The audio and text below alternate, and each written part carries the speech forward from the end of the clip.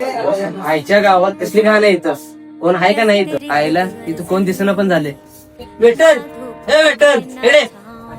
हा दादा, एक मिनिट आलो. हा दादा बोला, काय झालं? काय झालं काय झालं? टेबलला फडके मारून घे पहिला. काय सर्व्हिस आहे राव भंगार तुमची. सॉरी काय दादा, एक मिनिट द्या, लगेच पुसून घेतो. बरं दादा, काय देऊ? स्पेशल काय? धवार आहे. हे घेऊन ये. बरं दादा, आलो लगेच घेऊन. आईला किती वेळ झाला अजून कसलं येते? अरे किती वेळ गेलाय ह्यानं? फक्त हे पाणी बॉटल ठेवून गेलाय.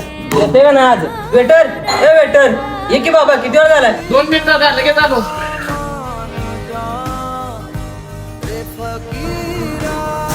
सॉरी काय दादा, जरा वेळ झाला.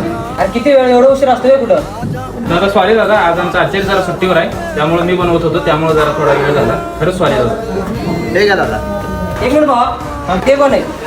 ते होय हॉटेलचा मालक आहे तो. हॉटेलचे मालक आहेत होय. बर छोटू, इथं रसा आणून दे चल.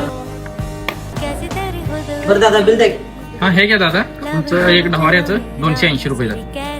एक दादा तुम्हाला एक विचारायचं होतं. बोला की दादा. मग दादा, तुम्ही हॉटेलचे मालक असून सुद्धा जेवण बनवताय, टेबल पुसताय, नेमका विषय काय? कसं माहितीये का दादा, धंद्यात असू द्या किंवा कोणत्याही क्षेत्रात असू द्या, जर तुम्ही एखाद्यावरती डिपेंड राहिला ना, तर तुम्ही आयुष्यात काहीच करू शकणार नाही. ते मध्ये कसं झालं, आचार्य पण सोडून गेला, कामगार पण वाटले यायला लागले, नाहीतर सुट्ट्या मारायला लागले. त्यामुळे काय व्हायला लागलं, हॉटेल सारखं चालू बंद करावं लागलं. त्यामुळे आता कसं सगळं स्वतःच बघतो. हे घ्या दादा पैसे. दादा 280 रुपये झाले वाटतं. माझ्याकडे 30 रुपये सुट्टी नाही. बरं असंच दादा, त्याला काय असतंय. ओके दादा, थँक्यू. पुन्हा 100% येतो. ओके दादा, 100% या, काळजी घ्या.